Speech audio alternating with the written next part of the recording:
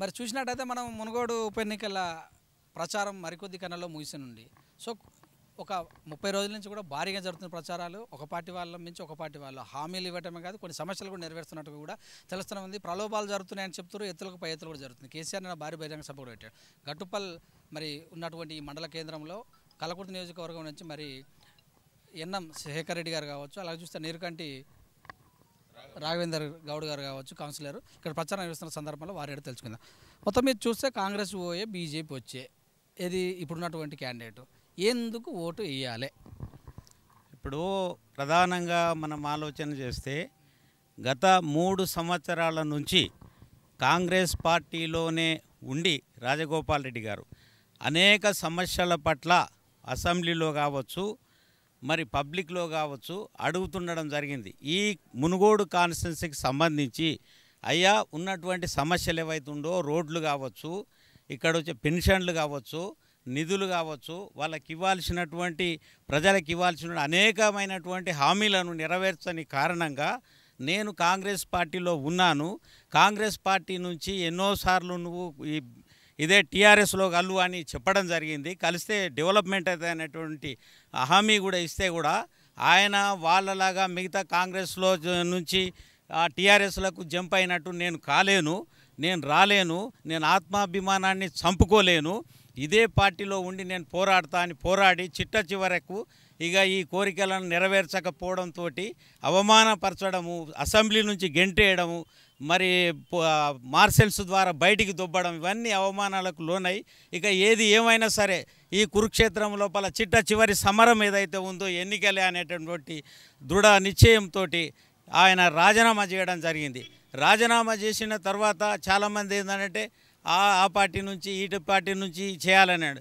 ఆయన ఏదైతే కేంద్ర ప్రభుత్వం లోపల ఇలా భారతీయ జనతా పార్టీ ఉంది కాబట్టి అమిత్ షా గారు కావచ్చు, అదేవిధంగా మోడీ గారు కావచ్చు, ఆయనకు పూర్తి విశ్వాసాన్ని ఇచ్చి ఈ మునుగోడు నుంచి నువ్వు పోటీ చేసి గెలువు, నీకు మంచి పేరు ఉంది. ఆయన ఇక్కడ ఉన్నటువంటి ఇక్కడ గట్టుపల్లో కూడా ఈ గట్టుపల్లో నేను ప్రచారం చేస్తున్నా కాబట్టి ప్రతి ఇంటికి ఆయన సొంతంగా 2019-20 కరోనా సందర్భంగా ఇంటింటికి కూడా ఆయన ఆ యొక్క వాళ్ళ సరుకులను తినుబండారాలను అందించడం జరిగింది. ఆ నేపథ్యం లోపల ఇవాళ ఇక్కడ ఉన్నటువంటి ప్రజలందరూ కూడా ఒక రాజగోపాల్ రెడ్డి అంటే వాళ్ళ ఇంటికి సంబంధించినటువంటి ఒక వ్యక్తిగా భావించుకోవడం జరుగుతుంది. ఆ విధంగా ఇక్కడ అత్యధిక మెజార్టీతోటి రాజగోపాల్ రెడ్డిని గెలిపిస్తామని ప్రతి ఓటరు కూడా మాకు హామీ ఇవ్వడం జరుగుతుంది. ఎట్లా అంటారు? మేమే పథకాలు ఇస్తున్నాము, పింఛన్ ఇస్తున్నాము, గొర్రెలు ఇస్తున్నాము, అలాగే చూసినట్టయితే చేపలు కూడా ఇస్తున్నాము, గౌన్లో చూసినట్టయితే బీమా లాంటి పథకాలు ఇస్తున్నాము, రైతు బంధు ఇస్తున్నాము, ఇవన్నీ ఇస్తున్నాము. ఏం చేయనటువంటి కాంగ్రెస్ నుంచి బీజేపీకి పోయిండు, కేంద్రం నుంచి ఏమైనా నిధులు తీసుకొస్తాడా? బేషరత్గా చెప్పండి వాళ్ళు అంటారు. ఇప్పుడు వాళ్ళు అడిగేటటువంటి ప్రశ్నలు ఏవైతే ఉన్నావో అన్నీ మేమే ఇస్తున్నాం కాబట్టి మాకే ఓట్లేయాలి అనేటటువంటి కోణంలో వాళ్ళు అడుగుతున్నారు. బాగుంది, కానీ ప్రజలు ఇచ్చేటటువంటి మీ సొమ్ము కాదు, కథ కాదు, అన్నీ మీరు ఇచ్చేటటువంటివి ఇవ్వాల్సినటువంటివే. మీరు ఇచ్చినటువంటి పథకాలు ఏవైతే ఉన్నాయో మీరు పెట్టినటువంటి హామీలోనే పెట్టిర్రు, అవి ఇస్తుర్రు. కానీ దానికంటే ఎక్కువగా మా దగ్గర నుంచి మీరు డబ్బు గుంజుకుంటుర్రు. ఇప్పుడు మమ్మల్ని తాగుబోతులుగా తయారు చేసిర్రు. తాగుబోతుల మూలంగా ఇవాళ 6 లక్షల మంది చనిపోయిర్రు. ఈ గ్రామంలో కూడా అనేక మంది చనిపోయిర్రు.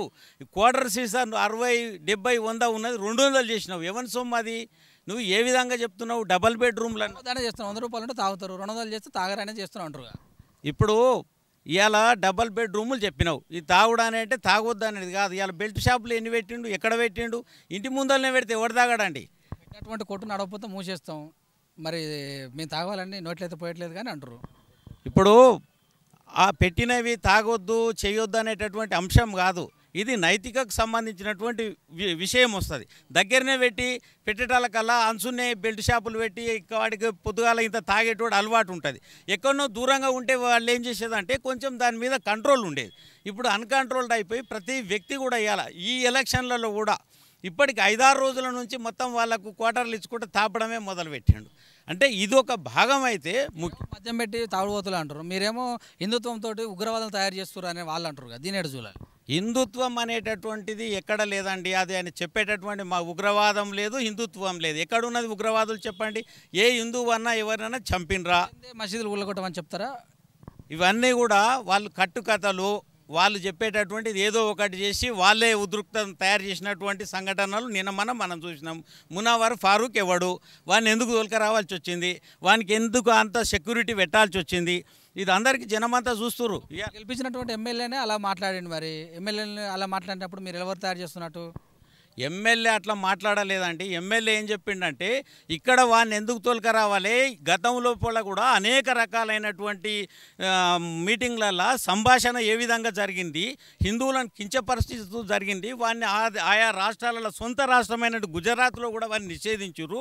వాడు ఒక చోటామోటా అదే బఫన్ లాగా తయారు చేసి వాడు బఫన్ లాగా మాట్లాడుతుండు, గాడెందుకు ఇక్కడ అని చెప్పిండు. గాడు అనేక రకాలైనటువంటి మాటలు మాట్లాడి కానీ దాన్ని కొటేషన్ చేస్తూ ఈయన మాట్లాడాడు. దానికి అంతా రాద్ధాంతం చేసి టాడా యాక్ట్ కింద వాడిని ఇప్పుడు ఇది చేయడం అనేది ఎంతవరకు సమంజసం అనేది కూడా మేము అడుగుతున్నాం. హిందువులు అంటే హిందువులు వాళ్ళు కూడా వాళ్ళకు స్వేచ్ఛ ఉండదా, వాళ్ళకు కూడా ఒక స్వాతంత్ర్యం ఉండదా? రెచ్చగొట్టే ధోరణి లేదంటారు. ఎక్కడ లేదు. హిందువులు రెచ్చగొట్టేటటువంటి ధోరణి కాదు, శాంతియుతమైనటువంటి ధోరణి. శాంతి కాముకులు కాబట్టే అన్ని కులాల వాళ్ళను అన్ని మతాల వాళ్ళను కూడా హక్కున చేర్చుకొని ఇక్కడ బతికేటటువంటి విధానం కొనసాగుతుంది తప్ప వేరే ఉద్దేశం హిందువులకు ఉండదు. ఎమ్మెల్యేలకు ఉన్న రాజకీయము మీరే చేసిరంటారుగా? అవును, 12 మందిని ఎమ్మెల్యేలను బీజేపీకి ఉన్నది. ఎక్కడ ఇప్పుడు అందరికీ తెలుసు కదా, గురువింజ తన కింద నలుపు ఎరగదన్నట్టు ఎమ్మెల్యేలను ఎవడుకొని అడిగాలా, ఎవడుకున్నాడు బయట పెట్టు, ఎవరి డబ్బులు ఉన్నాయి వాళ్ళతోటి మాకేం అవసరం, ఇవాళ బీజేపీకి అవసరమైంది ప్రజలు ఆలోచిస్తారు. గతంలో కూడా మీరు చాలామంది అన్నారు, మీ రాజ్యసభ సభ్యులు లక్ష్మణ్ గారు కావచ్చు, బండి సంజయ్ కావచ్చు, మాకు సిండే లాంటి వాళ్ళు ఉన్నారు, సిండేలను తయారు చేస్తా అన్నారుగా, మరి అప్పుడు వీళ్ళేనా సిండేలు? సిండేలు అనేటటువంటి పదము ఎందుకు ఆ రోజు అట్లా ఉపయోగించాల్సింది వచ్చింది అని అంటే, అయ్యా మీరు సక్రమమైనటువంటి పాలన మీరు కొనసాగిస్తలేరు, మీరు కొంతమందికే కొమ్ము కాస్తురు, మీరు కొంత ప్రాంతానికే మీరు ముఖ్యమంత్రిగా వ్యవహరిస్తురు, ఇదంతా దీని నుంచి మీ లోపల మీరే మీ ఎమ్మెల్యేలే ఎదురు తిరిగేటటువంటి అవకాశం ఉంది, మీ లోపల మీరు సిండేలు అవుతురు. 750 కోట్లు గజ్వేలుకు కేటాయిస్తే 2,25,00,000 ఇక్కడ మునుగోడు కేటాయించిండు. మీరు అట్లా అంటారు. బుల్లెట్ ప్రూఫ్ లాంటివి ఎక్కువ నిధులు ఎలక్షన్లు వచ్చిన గుజరాత్కి ఎందుకు ఇస్తారు మరి మీరు అని కూడా అడుగుతురుగా? అవును, నువ్వు బయట పెట్టవా, గుజరాత్కి ఎందుకు ఇచ్చిరని నువ్వుగానే చెప్తున్నావు, కానీ ఆధారాలతోటి మేము ముందు బయట పెడుతున్నావు. నువ్వేది నువ్వు ఆధారం తీసుకురా, ఆడ ఇచ్చిర్రు ఈడిచ్చిర్రు అని చెప్పడం కదా, ఆధారాలు చూపి, మేము ఆధారాలు చూపిస్తున్నాం. మేము కట్టిన ట్యాక్సీలు ఓన్లీ గుజరాత్ తరలిస్తే ఈ రాష్ట్రంలో కట్టిన ట్యాక్సీలు బీజేపీ వాళ్ళకు కూడా రైతు బంధు ఇస్తున్నాము, బీజేపీ వాళ్ళకు కూడా మంచినీళ్ళు ఇస్తున్నాము, బీజేపీ వాళ్ళ తల్లిదండ్రులకు కూడా మేము పింఛన్ ఇస్తున్నాము, బీజేపీ వాళ్ళు వీడియోలు ఉన్నా వితంతులు ఉన్నా ఎవరున్నా వాళ్ళందరికీ ఇస్తున్నాము, మా దగ్గర న్యాయం ఉంది, మేము హక్కున చేర్చుకుంటున్నాము, మీరు మాత్రం తీసుకుపోయి గుజరాత్లకు గులాం చేసే వాళ్ళకి ఇస్తారని అంటారు. దీనిలో చూడ ఇప్పుడు ఆయన చెప్పేటటువంటిది ఒకటేనండి, వాళ్ళకి ఇస్తురు వీళ్ళకి ఇస్తురు అంటే, ఇప్పుడు బీజేపీలకు ఆయన ముఖ్యమంత్రి కాడు, వాళ్ళకు ముఖ్యమంత్రి కాడు, అందరికీ ముఖ్యమంత్రి, ప్రధానమంత్రి కూడా అందరికీ ప్రధానమంత్రి కాదు. అన్ని రాష్ట్రాలకు ఏ దామాషన రావాల్సినటువంటి నిధులను ఆ దామాషలో వస్తున్నాయి, దాన్ని నువ్వు ప్రశ్నించడం ఏంది? కొన్ని కాళేశ్వరానికి జాతీయ హోదా ఎందుకు ఇస్తలేడు? కాళేశ్వరానికి జాతీయ హోదా ఇస్తాను, నువ్వు డిపిఆర్ను అన్ని సక్రమంగా నువ్వు ప్రొడ్యూస్ చేయాలి కదా. పేపర్ ప్రొడ్యూస్ చేయండి ఊకేనా ఇస్తారా? అది పేపర్ సరిగా లేదు కాబట్టి ఇవ్వలేకపోతుండు. నుంచి రూపాయి కడుతున్నాం మేము ట్యాక్సీ, పావుల రూపంలో మాకు ఇస్తుండు, అన్నిటికీ జీఎస్టీ కూడా రావాల్సినటువంటి చాలా లేటు చేస్తుండు, పాలకు ట్యాక్సీ చేస్తుండు, అన్ని రకాల ఉప్పుకు పప్పుకు అన్నిటికీ జీఎస్టీ రూపంలో తీసుకొని వస్తారు, సామాన్యుని నడ్డి ఇస్తుండు, ఆదాయాన్ని పోగు చేస్తున్నట్టుగా. ఇది ఇప్పుడు ఆయన చెప్పేది ఏంటంటే, అన్ని జీఎస్టీ అంటున్నాడు, పెట్రోల్ అంటుండు, డీజిల్ అంటుండు, సిలిండర్ అంటుండు, మరి ఆయన తగ్గించాల్సింది ఎందుకు తగ్గిస్తలేడు అది చెప్పాలి కదా. ఇలా కర్ణాటకలో ఏం రేటు ఉంది డీజిల్కి పెట్రోల్కు, ఇక్కడ ఏం రేటు ఉంది, నీ బస్సులు పోయి కర్ణాటకలో ఎందుకు కోసుకుంటున్నాయి డీజిల్, ఆలోచించాలి ఆయన.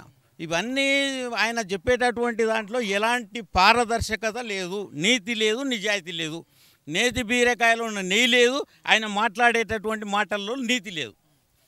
అయితే ఇన్ని గతంలో 2018లో అన్ని సీట్లు వచ్చినాయా, 119లో 9 సీట్లలో తప్పించి 110 సీట్లు డిపాజిట్ గల్లంత అయినాయని కూడా అంటారుగా. అది అప్పటి వరకు ఆయన చెప్పిన ప్రజలు మెల్లమెల్లగా నమ్మిండ్రు, ఇప్పుడు నమ్ముతలేరు కాబట్టి నువ్వు 84 మంది ఎమ్మెల్యేలు నీడ దింపినావు. అప్పుడు నువ్వు చెప్తే ఇన్నరు ఓట్లేసారు, నువ్వు చెప్పినటువంటి మాట కట్టుబడి బహిరంగ సభలకు వచ్చారు, మరి నిన్న జరగలేదు ఎందుకో. మీ నడ్డా ఎందుకు భయపడ్డాడు ఈరోజు రాలేదు? నడ్డా భయపడం కాదండి, ఈయనకు నడ్డా భయపడతాడని చెప్పడం అది ఆశ్చర్యకరంగా ఉంది. ఎమ్మెల్యేలు కొంటారు అని ఇక్కడ ఉండే ప్రశ్నిస్తారని భయపడ్డారని కూడా అంటారు. మరి అది ఈయన ఇప్పుడు నిరూపణ చేయమంటున్నాం కదా. ఇప్పుడు కోర్టుకి ఎందుకు వెళ్ళారు మీరు? ఎవరు అవును, మా మీద అభియోగం మోపి మమ్మల్ని అవమానపరిచినప్పుడు మేము కోర్టుకెళ్ళ కూడా ఫైట్ చేయాల్సి వచ్చింది. రోడ్ల మీద ఫైట్ చేస్తే తెలిసేవాళ్ళు. కోర్టుకి వెళ్తే కోర్టు స్టే ఇచ్చినట్టే కదా అని అర్థం. కోర్టు స్టే కాదండి. ఇప్పుడు కోర్టుకి వెళ్ళకుండా కూడా మా బండి సంజయ్ గారు యాదాద్రికి వెళ్ళి ఏదైతే ఈ భారతీయ సంస్కృతి లోపల ప్రమాణం అనేటటువంటి అత్యున్నతమైనటువంటిది, ఇలా కోర్టుకు వెళ్ళినటువంటి వ్యక్తికి కూడా భగవద్గీత మీద ప్రమాణం చేసి నిజం చెప్పమంటారు. అదేవిధంగా ఆయన కోర్టుకు వెళ్ళిండు. టెక్నాలజీ ఉన్న సమయంలో ఇంత ఏదైనా మర్డర్ అయినా ఏ జరిగినా కూడా టెక్నాలజీ ప్రకారం పట్టించుకున్న సందర్భంలో ఇంకెప్పుడో మూడో విశ్వాల లాంటి ఆ రోజుల లాంటివి ప్రమాణాలు చేయడం అంటే కోర్టును వీటన్నిటిని రాజ్యాంగానికి లోబర్చే అంటారా, లేకపోతే ఇదేమైనా చిన్న చిన్న తూతు మంత్రం అన్నట్టు కూడా మాట్లాడుతారు? ఇలా మరి భగవద్గీత మీద మనం అంతకర్మ శుద్ధిగా అనొచ్చు, అంతకర్మ శుద్ధిగా కూడా అనొచ్చుగా. అదే ఇప్పుడు కోర్టులో అనేది ఒకటే అనొచ్చు, అంతకర్మ శుద్ధిగా అనొచ్చు, లేకపోతే నా ఇష్టపూర్వకంగా అనొచ్చు. భగవత్ మీద ఖచ్చితంగా ప్రమాణం చేయాలని అయితే లేదుగా కోర్టులో మనం ప్రమాణం చేయించి కోర్టుకు అయితే లేదుగా సార్. కోర్టులో ఖచ్చితంగా భగవత్ మీద చేయాలని అయితే లేదు. దైవం మీద ప్రమాణం చేసి నిజం చెప్పమంటారు. దైవం మీద అంత అంటారు అది ఉన్న ఖచ్చితంగా భగవత్ మీద అయితే లేదు. ఇప్పుడు టెక్నికల్గా మీరు చెప్పేది ఏంటంటే ఎందుకొరకు ఈ విషయం మీద కోర్టుకు మీరు వెళ్ళాల్సినటువంటి అవసరం ఉండే అక్కడ ఎందుకు చేసిర్రు అని అంటారు. కోర్టుకు మనకు కూడా నష్టం జరిగింది, మన నైతికంగా దెబ్బతీసిరు కాబట్టి అటు కేంద్రంలో మీ పార్టీ ఉందిగా. కేంద్రంలో మీ పార్టీ ఉన్నప్పుడు మరి దర్యాప్తు ప్రొసీజ్ కావచ్చుగా. కేంద్రము ఈ రాష్ట్ర పాలన లోపల ప్రతిసారి ప్రతి చిన్న విషయాన్ని కూడా జోక్యం చేసుకోదు కదండి. 100 కోట్లు ఇస్తామని చెప్పి ఇంత మీకు అది నిజమే కావచ్చు అబద్ధమే కావచ్చు, ఇంత పెద్ద పుకారు అంటే ఇది ఇక్కడ ఉన్నటువంటి నాయకులు కాకుండా కేవలం అక్కడ షాను మోడీనే డైరెక్ట్గా చెప్తున్నారు కదా. నిజం అనేది నిదానంగా తెలుస్తుందండి. నిజం బయటకు వస్తుంది, తొందర ఎందుకు? ఆయన చెప్పినటువంటి సాక్ష్యాధారాలన్నీ నిజం బయటకు వచ్చి మునుగోడు దాటిపోతుందేమో. మరి మునుగోడుకు ఆ నిజానికి ఎలాంటి సంబంధం లేదు. ఇక్కడ ఎవడు నమ్ముతలేడు ప్రజలు. నువ్వు 100 కోట్లు ఇచ్చిండ్రానే కాదు 400 కోట్లు ఇచ్చిరని చెప్పినా నమ్మే స్థితిలో లేరు. సుజన అకౌంట్ ద్వారానే మీరు అన్ని అకౌంట్ ట్రాన్స్ఫర్ చేసినట్టుగా చెప్తున్నటువంటి విషయాలు ఎలా చెప్తారు? మరి అది ప్రూఫ్ చేయమనండి. ఆయన చేతుల్లోనే ఉంది కదా అధికారం. ఇప్పుడు ఇదే ఒక నోటీసులు ఇచ్చారని కూడా తెలుస్తుంది. నోటీసులు ఇస్తారు, ఎవరైనా ఇస్తారు. ఇప్పుడు ఉత్తగా కూడా పోలీసు ఆయన కూడా ఇప్పుడు పట్టుకపోయి నీ మీద ఒక కేసు ఉందని తీసుకొని పోతూనే ఉంటాయి ఆయన. అసలు మామూలుగా ఈయన కూడా అంతే, ఈయన కూడా గట్టనే తీసుకుపోతాడు. మేము వచ్చినప్పుడు ఈయనే ఓ సంఘటన జరిగింది, వాని కేసు లేదు, ఉత్తగానే సివిల్ కేసులో తీసుకొని పోయినరు. మీరు కూడా సోనియా గాంధీ మీద హెరాల్డ్ దాని మీద కూడా ఎప్పుడో జరిగిన దాని మీద మీరు కూడా ఈడీలు దాడులు చేపిస్తున్నారుగా. అది ఆధారాలు ఉన్నాయి కాబట్టి చేశారు. ఇవి ఆధారాలు లేనివి కాబట్టి వీడు సృష్టిస్తున్నాడు. రోజుకొక వాయిస్ ఓవర్ బయటకు వస్తుంది.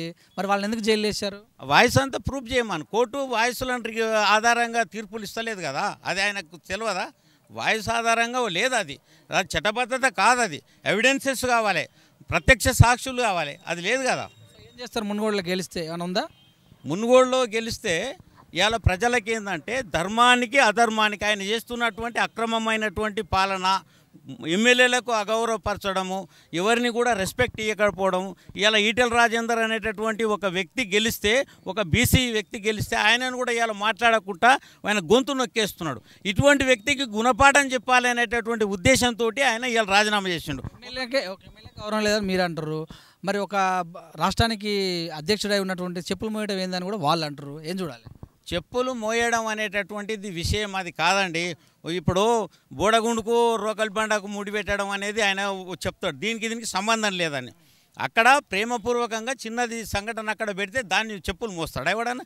ఇప్పుడు మనకు ఒక గురువు స్వామీజీ లాంటి పెద్ద వ్యక్తి వస్తాడు, మనకు తండ్రి లాంటి వాడు వస్తాడు అని చెప్పులు తీసుకుపోయి ఆడ పెడితే ఆడు మోస్తాడు, మోసినట్టు అది. ఇప్పుడు పెద్ద మనిషి ఆయన, నీకు కూడా అనేక మంది కాళ్ళకు దండాలు పెట్టిర్రు, ఎవడు ఐఏఎస్ పెట్టిర్రు, మరి దాన్ని ఎట్లా మేము అనుకోవాలి?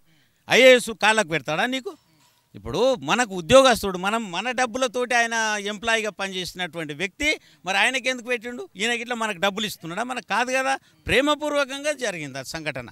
సో నల్లధనం తీసుకొచ్చి మనిషికి 15 లక్షలు ఇస్తారని చెప్పి, సో మళ్ళీ చూసినట్టయితే 2 కోట్ల ఉద్యోగాలు సంవత్సరానికి ఇస్తారని చెప్పి మన నడగారు ఇక్కడ అప్పుడు ఏదైతే ఆరోగ్య శాఖ మంత్రిగా ఉన్నారో 2016లో 300 పడకల హాస్పిటల్ కట్టిస్తానని చెప్పి ఉత్తుతి ఆసుపత్రులు అన్నట్టుగా కూడా టీఆర్ఎస్ వాళ్ళు ప్రచారం చేసుకొస్తారు. నడ్డా అవన్నీ అడుగుతారనే అడ్డంగా బుక్ అయ్యండి అని అంటారు. దీని ఎలా చెప్పాలి? ఇప్పుడు రాజగోపాల్ రెడ్డి రాజీనామా చేసిన తర్వాత నడ్డా కాదు, సాక్షాత్తు ఈ దేశానికి సంబంధించినటువంటి హోంశాఖ మంత్రులైనటువంటి అమిత్ షా గారే రావడం జరిగింది. అంతకంటే స్థాయి పెద్ద. ఇప్పుడు ఈయన పార్టీకి ప్రెసిడెంట్గా ఉంటే కూడా ఆయన దేశానికి కూడా ఆయన హోమ్ మినిస్టర్గా ఉన్నాడు. ఆయన వచ్చిండు, ఆయన సమక్షంలోనే ఈయన కలుపుకున్నాడు. మరి ఇంతకాలం అయింది, నెల 15 రోజులు అవుతుంది. మరి 15 రోజుల సంది ఇవన్నీ ఎందుకు పెడతలేవు అంటే ఎక్కడ కూడా ఇక్కడ చెల్లుతలేదు ఈ రూపాయే. టీఆర్ఎస్ అనేటటువంటి రూపాయి చెల్లని నాణ్యంలాగా అయిపోయింది. ఇక ఎన్నో విధ పెట్టాలి, ఎన్ని పెట్టాలి. నిన్న మనని ఇక్కడ ఏం చేసారు, ఇదే నేను ఇక్కడ చూస్తున్నా, ఇదే మన గట్టుపల్ల గ్రామం లోపల సిలిండర్లను బొమ్మలను పెట్టుకున్నాడు, జిఎస్టీ అని ఓటు పెట్టుకున్నాడు. ఎవడు పెట్టుకున్నా దాన్ని శివుడు జీతలేడు, మైసడు వదులుతలేడు పెట్టేటివి అన్ని బూటకాలు. ఇప్పుడు మీకు రిజల్ట్ వచ్చిన తర్వాత చూడండి, నువ్వు అంటున్నావు కదా రిజల్ట్ వస్తుంది నాకు అను చూడు. 400 రూపాయలు గ్యాస్ ఉన్నది 1200 చేయడం అనేది పెరిగినట్టు కాదా? 80 రూపాయలు ఉన్నటువంటి పెట్రోలు 109 రూపాయలు అన్నట్టు పెరిగినట్టు కాదా? ఇప్పుడు ఈ రాష్ట్ర గవర్నమెంట్ ఏదైతే తీసుకున్నటువంటి ట్యాక్సీని నువ్వెందుకు తక్కువ చేస్తలేవు? నువ్వు పెంచుతా నేను పెంచుతా అంటారా? అట్లా అని కాదు, కర్ణాటకలో తక్కువ చేశారు కదా, మీకు ప్రత్యక్షంగా కర్ణాటకలో తక్కువ చేశారు కదా, మరి ఇక్కడ తక్కువ చేస్తే అయిపోతుంది కదా. మరి ఈ బస్సులు పోయి ఆడేందుకు కోసుకోవాలి? నువ్వు తక్కువ చేస్తే ఇన్నే కోసుకోవాలి. నీ బస్సులే కదా, గవర్నమెంట్ తెలంగాణ బస్సులే కదా. నువ్వు పోయి ఆడ పోసుకుంటుంది డీజిల్ ఇట్లా, ఇక్కడ ఖాళీగా పోయిన తర్వాత ఆడ నింపుకొని వస్తారు. ఎందుకు నింపుకొస్తారు? మరి ఎంత మెజార్టీ ఉంటుంది రాజగోపాల్కు? రాజగోపాల్ రెడ్డికి ఇప్పుడు స్పష్టంగా మేము చెప్పేది ఏంటంటే 50,000 మెజార్టీతోటి ఆయన గెలుస్తాడు. అంచనా అంచనా ఏంటంటే మేము చెప్తున్నాం కదా, ఆయన ప్రతి ఇంటికి ఆయన యొక్క స్వహస్తాలతోటి ఆయన వాళ్ళకు లబ్ధిదారులకు అందించడం జరిగింది. Sir thank you. NM Rajasekhar గారు, శేఖర్ రెడ్డి గారు, థ్యాంక్ యూ వెరీ మచ్.